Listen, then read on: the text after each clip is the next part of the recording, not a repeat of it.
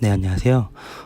제가 이런 현장 업무를 하면서 이제 요 애플 워치와 그리고 이제 아이폰 10s 요거를 이제 최근에 한 두 달 전에 구입을 하면서 제가 주로 사용했던 뭐 전화 그리고 문자 그리고 여러분이 많이 쓰시는 뭐 카카오톡 그리고 그 음악 감상이라든지 그리고 이제 카메라 미러링 그리고 앨범 등을 사용하면서 제가 느꼈던 점들을 좀 같이 공유해 보려고 합니다. 전화 기능입니다. 전화는 이제 뭐 진동이나 벨소리를 설정한 다음에 오면은 이렇게 애플워치라든지 제 휴대폰에 동시에 이제 울리게 되는데요. 이렇게 눌러서 받을 수 있고요. 그리고 제가 이제 업무를 하면서 전화를 호주머니에 꺼낼 수 없을 때는 이렇게 애플워치를 통해서 전화 받는 부분이 좀 굉장히 편리했습니다. 네, 문자 기능 같은 경우는 이렇게 알림이 오면은 이제 바로 어떤 문자인지 바로 확인이 가능하고요. 이렇게 마이크를 누르면 이제 음성으로 답장이 가능하고요. 그리고 또 하나는 이제 뭐 이모티콘을 누르게 되면은 이제 이런 간단한 이모티콘이 나오게 됩니다. 이 부분도 눌러서 바로 답장이 가능하고요.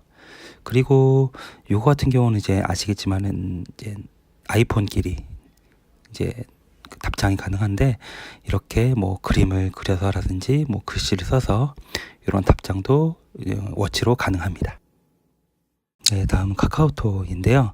문자와 마찬가지로 이제 진동이 오거나 알림이 오면 바로 확인 가능하고요.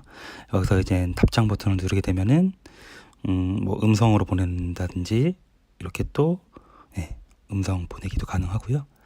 그리고 이제 아예 어플 앱을 실행시켜서 카카오톡을 이제 실행시키면 이제 최근 대화 10개까지는 바로 확인이 되고요.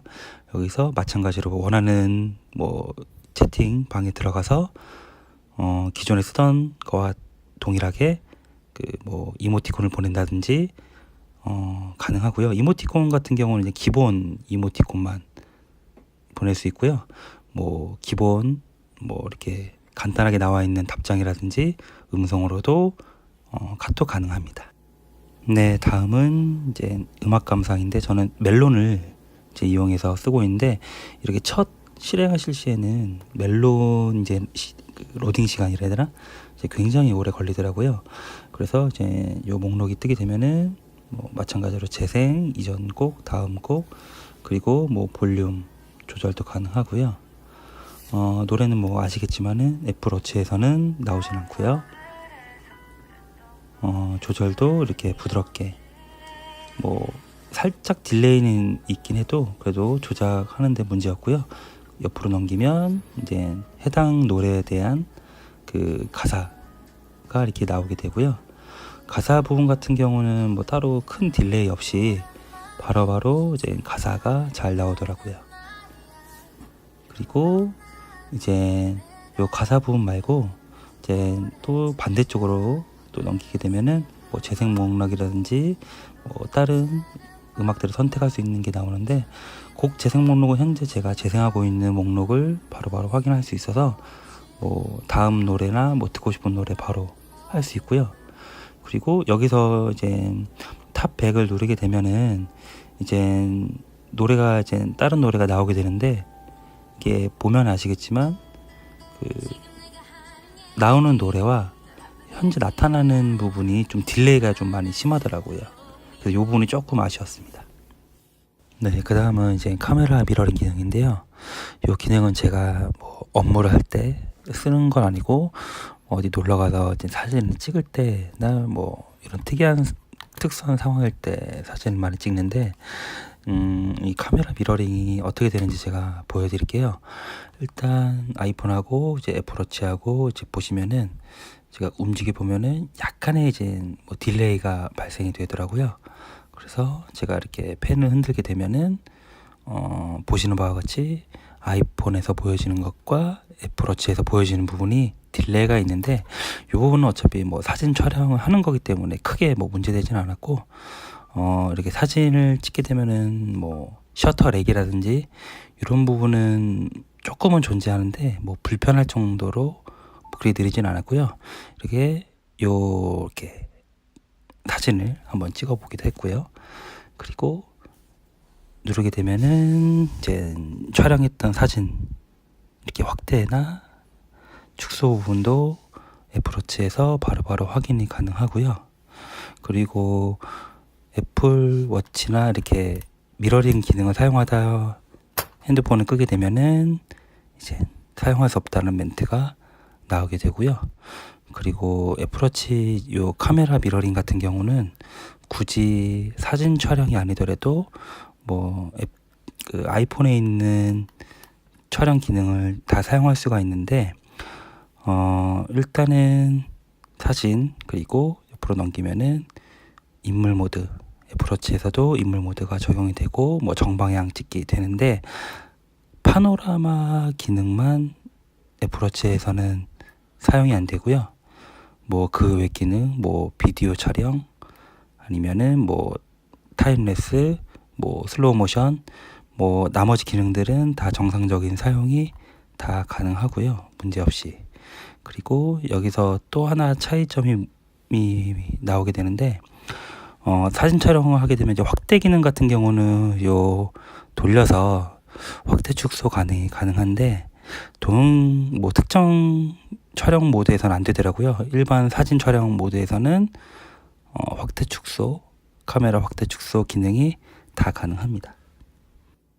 네, 그 다음은 이제 앨범인데요. 이 앨범은 이제 아이폰에 있는 앨범을 애플워치와 이제 동기화해서 한 건데, 저 같은 경우는 따로 그 아이폰에 현장 사진이라는 폴더를 제가 만들어서 제가 이제 업무를 할 때 꼭 봐야 되는 사진, 확인해야 되는 사진들을 제가 이제 애플워치와 동기화를 해서 사용을 하고 있습니다.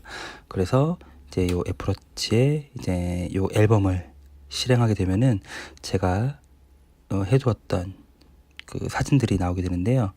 요 사진 같은 경우는 제가 일을 하면서 사용하다 보니까 굳이 핸드폰을 꺼내지 않더라도 바로바로 확인을 할 수 있고요.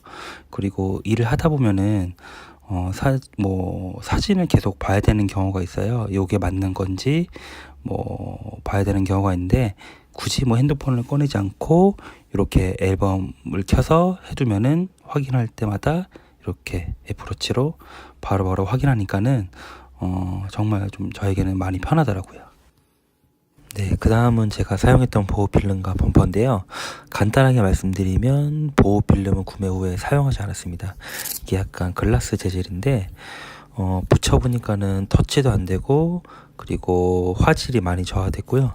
그리고 결정적으로 터치가 안 되는 것도 있지만 이제 너무 한 겹이 더 있다 보니까 이질감이 너무 크더라고요. 그래서 저는 이렇게 범퍼 케이스만 사용을 했고요.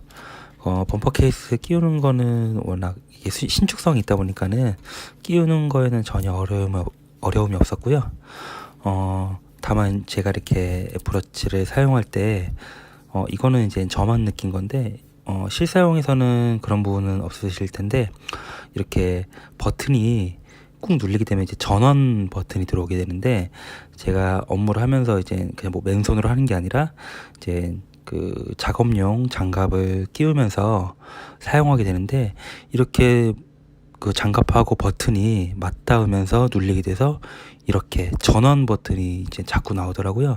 여기 하루에도 한 두세 번 정도 계속 나오더라고요. 물론 이제 실생활 하실 때는 전혀 그럴 건 없을 것 같은데 혹시나 이제 사용하시다가 요 버튼이 케이스에 튀어나온 부분 때문에 손등하고 눌려서 전원 버튼이 이제 눌리게 될 경우에는 이 부분을 한번 도려내서 사용하시는 게 좋을 것 같습니다. 네, 다음은 이제 토이스토리 부분을 좀 소개해 드리려고 하는데요. 애플워치 페이스 중에 이게 많은 게 없지만 이 토이스토리 같은 경우는 여러 가지 이런 그림들이 좀 나오더라고요. 그래서 한번 보시라고 제가 이렇게 짤막하게나마 이렇게 소개해 드리고 있습니다. 이제 제가 사용하면서 느낀 장단점을 좀 말씀드리면 우선 첫 번째는 전화, 문자, 카톡 등 이제 알람을 놓치지 않는다. 이제 제가 업무를 하면서 현장에 있는 소리가 굉장히 시끄러울 때가 있거든요. 진동도 심하고 이제 그렇게 되면 일반 핸드폰으로 이제 이용을 했으면은 그 진동이나 뭐 벨소리를 못 듣는 경우가 있는데, 이 애플워치를 사용을 하면서 이제 뭐 진동으로, 손목의 진동으로 바로 이제 알람이라든지 이런 전화 부분을 바로 알려주니까, 이런 알람을 놓치는 경우는 뭐 아예 없었고요. 그러다 보니까 제가 업무적으로 뭐 바로 어떤 일이 있거나 할 때 바로 전달을 받는다든지 이런 부분들이 워치를 사용하면서 좋았던 부분이고요. 그리고 또 하나는 이제 폰을 굳이 꺼내지 않아도 된다.